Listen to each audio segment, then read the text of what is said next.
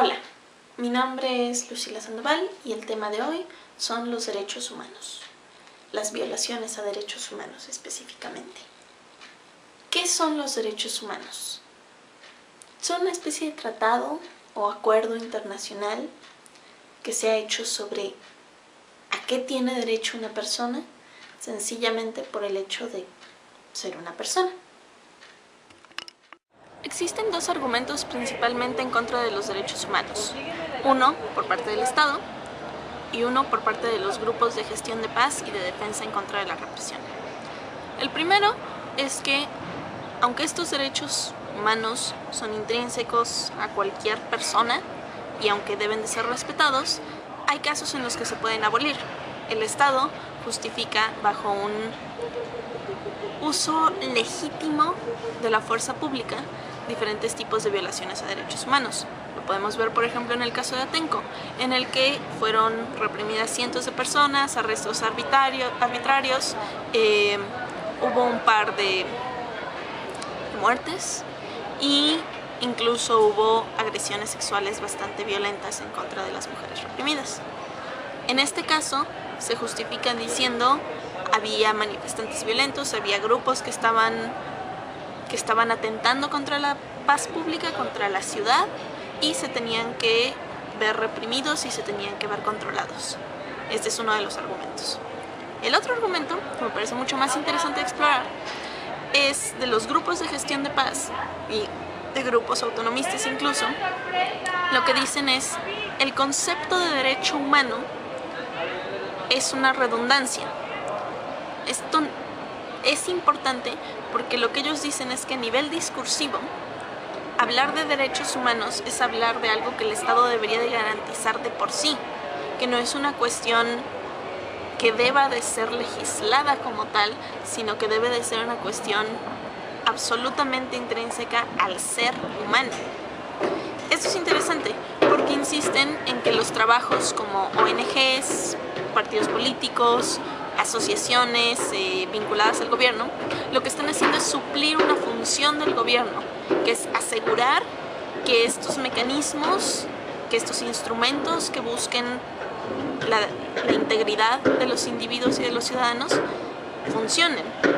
En este caso, el gobierno, especialmente en este país, no está haciendo funcionar estos organismos y por lo tanto se necesitan todo otro universo de asociaciones, grupos, movimientos que estén buscando mejorar las condiciones de los derechos a los que podemos acceder como ciudadanos y como mexicanos.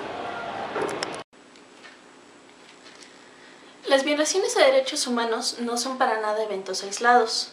Por diferentes motivos a lo largo de la historia y principalmente a través de la segregación a ciertos grupos y minorías, se han violado sistemáticamente derechos humanos.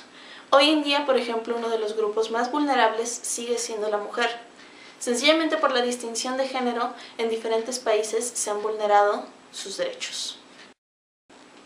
En México, los casos de feminicidios son alarmantes. Ejemplos como Ciudad Juárez, el Estado de México o inclusive Jalisco, que es el segundo lugar en feminicidios, dan a conocer la grave situación en la que nos encontramos, en la que un grupo que no es precisamente una minoría, sin embargo es segregado por el género, es violentado y es privado de sus derechos, su derecho a la dignidad, su derecho a la vida.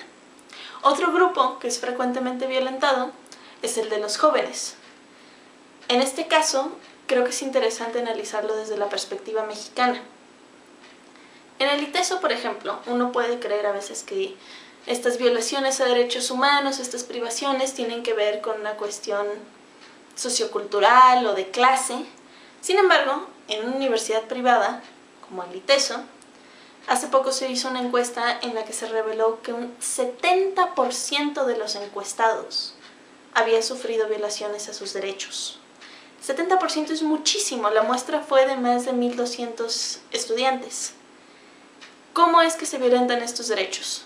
No todos los derechos se violentan de la misma forma. No es necesario que un policía o que una persona de otro grupo social llegue a golpearte con una macana. Sin embargo, sí existen detenciones arbitrarias, manoseos por parte de la autoridad, violencias verbales, situaciones en las que el joven no es capaz de expresarse y sobre todo una creciente criminalización de la juventud. Esto es más claro ciertamente en barrios o en espacios un poco más marginales. Como ciudadano es muy complicada, principalmente porque las ciudades no están hechas para ser vividas en el espacio público por los jóvenes. ¿A qué me refiero con esto? Una forma de violentar los derechos o una forma de no ser incluyente y de generar espacios de violencia es generar una estructura en las ciudades que no permita una sana convivencia y un sano desarrollo de la juventud. Se habla de las pandillas, se habla de chavos que son drogadictos, chavos que están en malos pasos, pero lo que realmente no se atiende es que las necesidades de estos grupos o las necesidades, pues sí, de los chicos desde la secundaria, preparatoria, no están siendo cumplidas. No tienen espacios en los que puedan desarrollarse, no tienen espacios en los que puedan convivir, no tienen estos lugares en los que puedan confluir y puedan dialogar y puedan empezar a funcionar en sociedad. El espacio público es un tema muy importante en cuanto a la violación de derechos humanos, porque la privación del espacio y la privación de la posibilidad de moverse dentro del espacio y de actuar dentro del espacio tiene muchísimo que ver con la forma en la que se violentan estos derechos humanos. Otra forma de violentar los derechos humanos es también la criminalización de la protesta. ¿A qué me refiero con esto?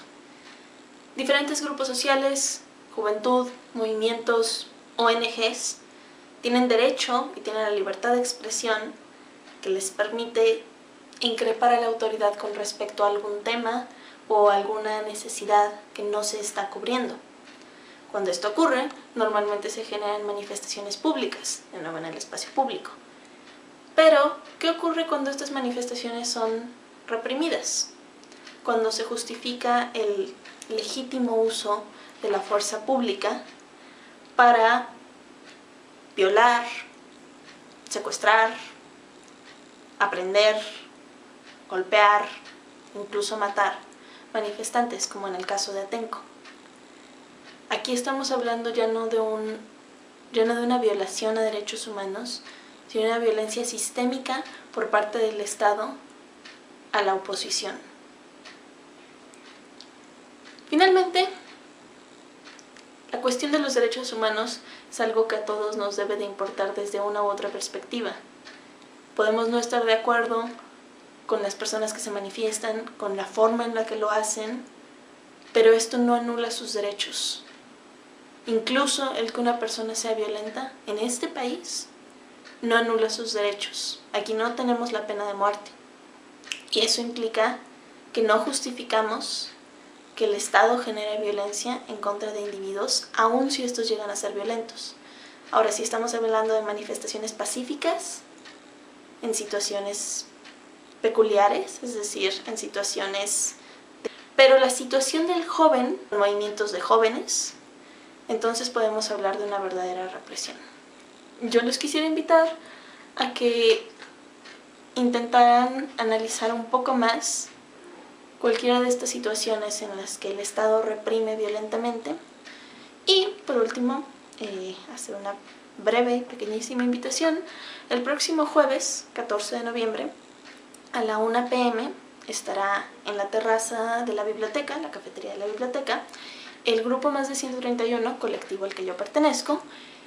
Invitamos a unas mujeres que fueron reprimidas durante los eventos de Atenco 2006, donde el ahora presidente Peña Nieto usó este legítimo uso de la fuerza pública para reprimir manifestantes de forma bastante violenta y bastante grave.